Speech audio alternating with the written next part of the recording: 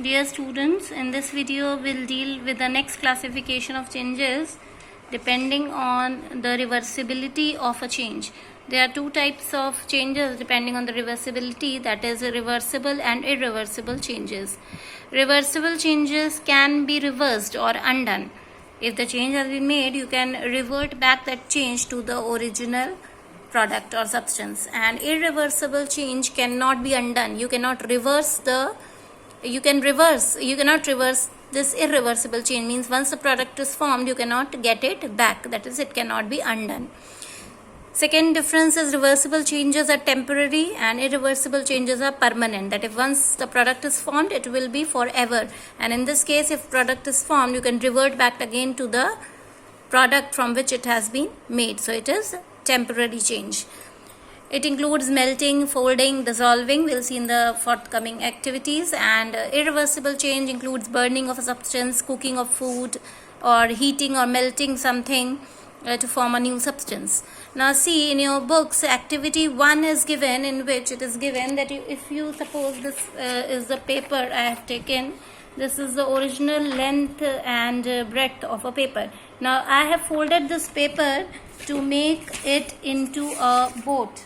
Now this is the boat I have made from this paper, but if you open this boat, I will again get the original paper, the same paper that I have taken of original length and breadth. So the length and breadth of the paper does not change if I open that boat again. So this is a irreversible change. So folding is an irreversible change. Next is second activity. The second activity in your books is given is evaporation. If you take some water and dissolve salt in it and heat it in a watch glass or a beaker or a vessel, by evaporation process the water will evaporate and convert from liquid to the gaseous state, and whatever is left behind is salt. So we can recover salt from the solution of water and salt. So this is again is a reversible process, or you can say a reversible change.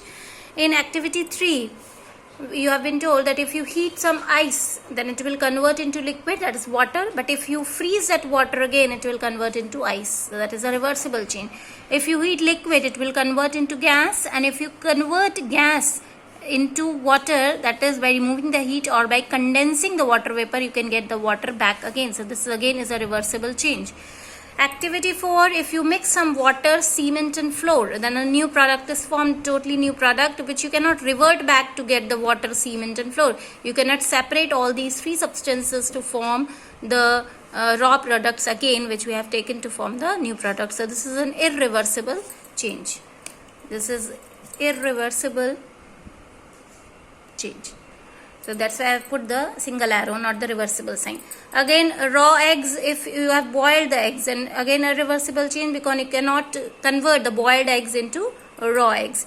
Cake mixture, if you have made a cake mixture and you bake the cake, then you cannot revert back to the cake mixture, which the products you have taken initially, that is flour, sugar, milk, whatever you have taken, you cannot revert the baked cake to the original mixture.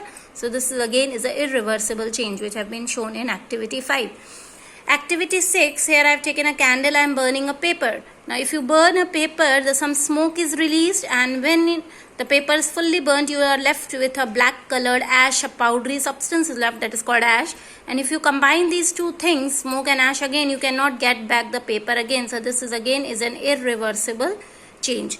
So these are the examples of the reversible and the irreversible changes given in your books in activity 1, 2, 3, 4, 5 and 6. In the next video, we'll deal with the next change, that is physical change.